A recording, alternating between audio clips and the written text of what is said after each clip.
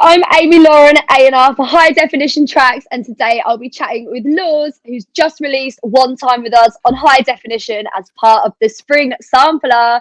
The Spring Sampler also includes tracks from Ben Rolfe, No One Knows, Zora, and me. So, hello LAWZ, how are you doing? Hello, yes, I'm very well, thank you. How are you? I'm good. Thanks for coming on. I just wanted you to just tell us, anybody that doesn't know who you are, tell us a little bit about you. Like, where are you based? So my name's actually Liam. I'm from Stevenage in Hertfordshire, which is for people who know where it is, it's not. I'll say no more. It's just above London. But yeah, my surname's Lawrence, which is why it's LAWZ, because it's LAW.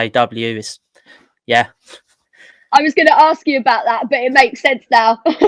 Yeah, no, a lot of people don't get it. It only really works if you've got like an accent, but it sounds a bit weird. How long have you been DJing and producing for? I started DJing when I was about 14 or 15.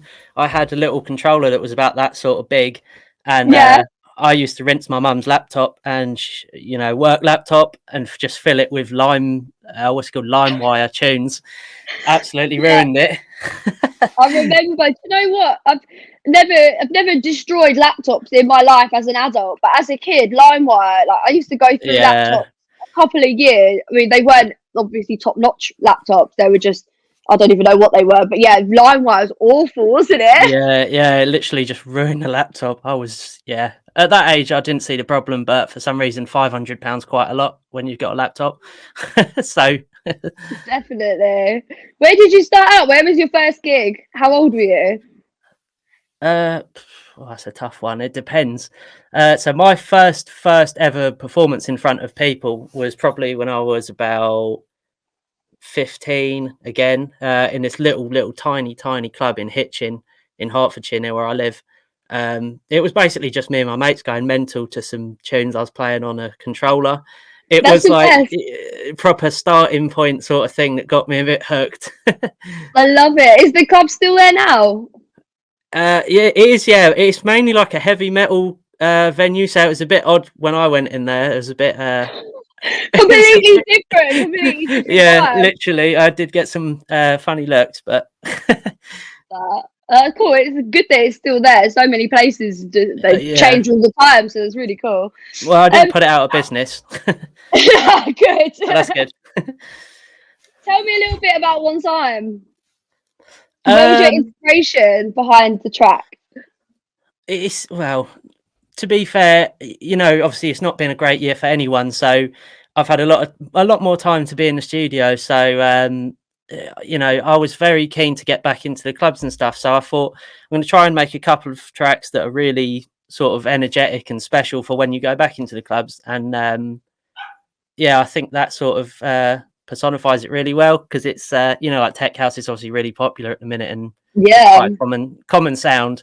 So I tried to make like the big synth kind of sound with some catchy 90s sort of vocals that could possibly be memorable. But basically just the energy to get in a club, really. No, definitely brings the energy. Like, you hit the nail on the head. Like, brilliant.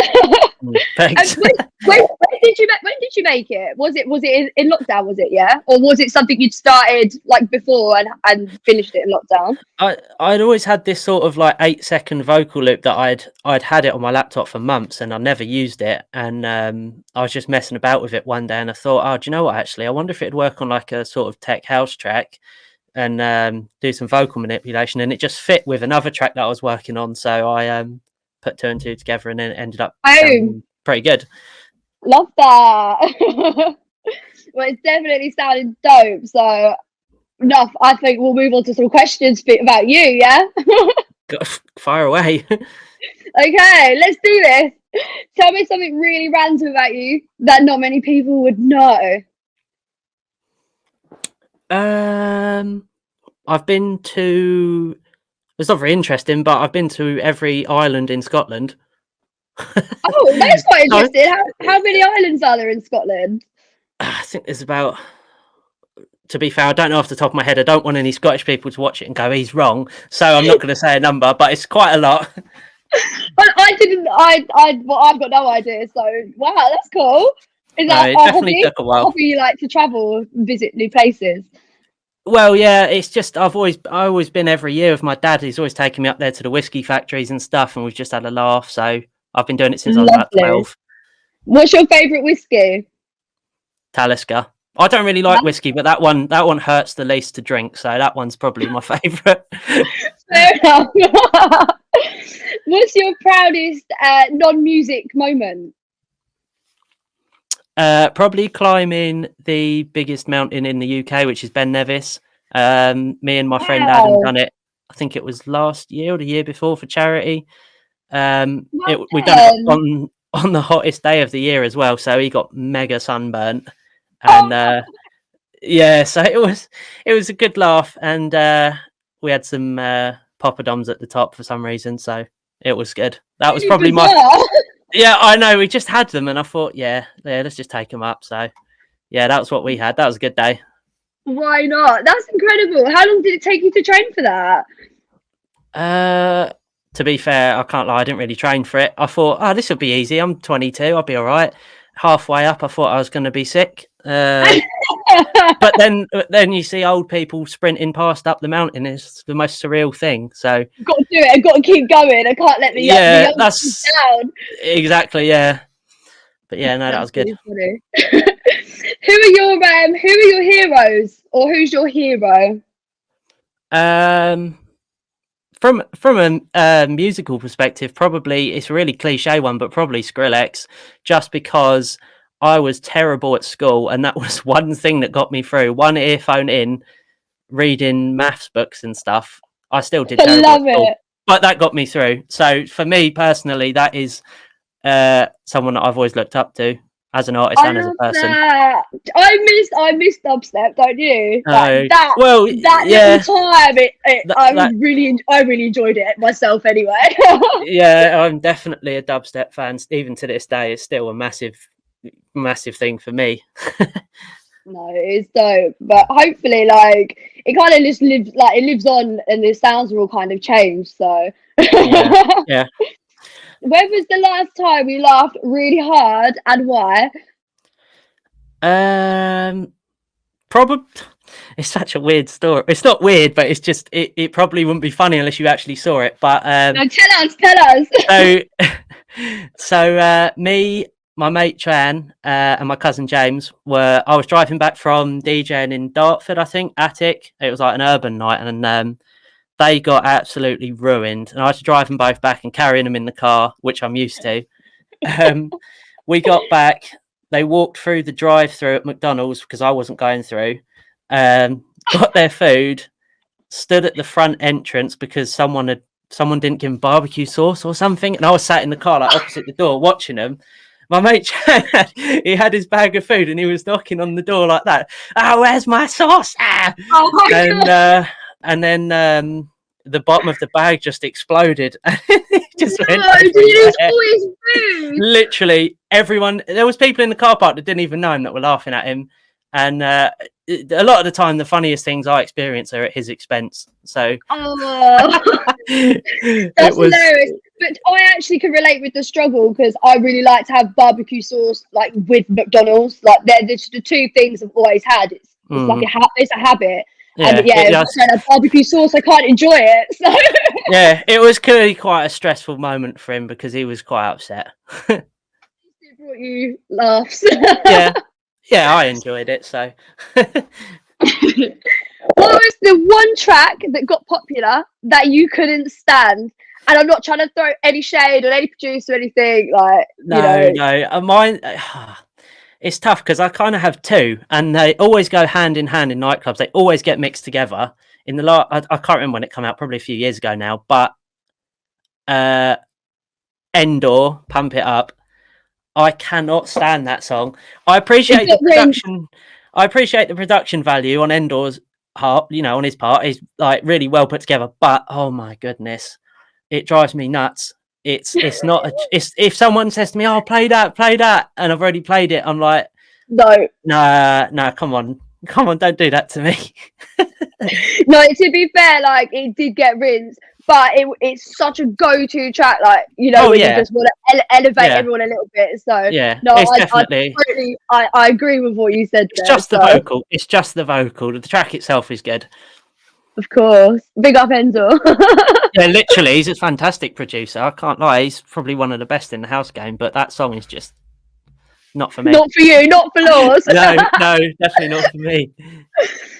Do you have any weird skills or talents that you'd like to share with us? I have one, but it's just really odd. It's good. It You is like really odd? good.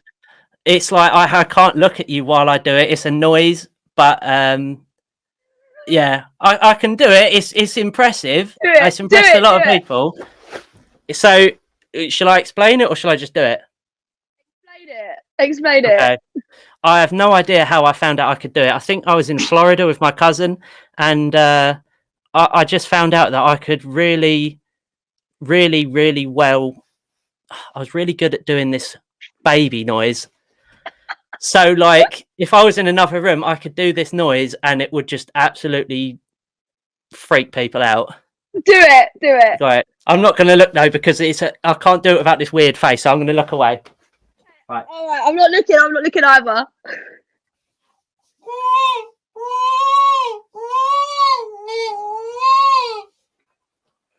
Wow, that actually sounds like there's a baby in the room. I think it's good. I mean, Party trick. Imagine being at an after party and everyone's kind of like getting a bit more mellow, and then you just start throwing that around from different rooms. Everyone will be like, "What? There's a baby." That's what I mean. It's a weird one. It's not a talent. It's just some weird thing I've discovered I can do over the years of existing. Do you know any funny jokes? I know a terrible dad joke. Tell it. What did the ocean say to the beach? I don't know. What did the ocean say to the beach? Nothing. It just waved. Oh, I know that. That's it. I've read that in a Christmas cracker. That's literally it. Oh, I'm terrible with jokes. I have no jokes. I suppose my life is just a joke. It's hard to store things for a time when someone asks you to pull out a joke. If you're not a comedian, Yeah. What are your non-music hobbies? Five-a-side on a Tuesday, which I'm very excited for to come back in a couple of weeks. Yes. Me and some guys I went to college with play, and it gets a bit competitive, but it is very fun. It's very funny. I bet you can't wait just to see all your friends again as well. It'd be extra special because it's just been so long, hasn't it? Yeah, especially now. It's just, I'd be happy to go Sainsbury's at the minute, as I'm sure most people would. I'll give you some advice though, because we've all sat and done nothing. We think our bodies are just how we left off. So make sure you stretch and don't go too crazy, because we're none of us, unless you've been working out, none of us mentally we're not as fit as we were. No, honestly, I feel like I have to stretch going up the stairs before I go up the stairs. So I take the dogs on long walks and I'm tired. Literally, yeah, I'm the same. It's right. Last thing, actually, is there anything else we should know about you that you'd like to share with us today? Don't know. Just expect a lot more music from me this year. I was ghost producing since I was 13 until probably 2 years ago, and I sort of quit and wanted to start my own alias. Yeah. So I'm not going to be selling my tracks to other people anymore. That's about it. Watch this space. Literally. I'm so excited. Yeah, that's it. Dope. That's it. We're done. So I thought I had to have a question, and I was just about to reread you the same question. Anything else we should know? No, that's it. Thank you. Yeah. Yes, thank you so much for locking in with us, and thank you everybody for all of your support. The Spring Sampler is available now to download and stream across all major platforms. So go and add them to your playlist, turn your speakers up. We're going to play it for you now.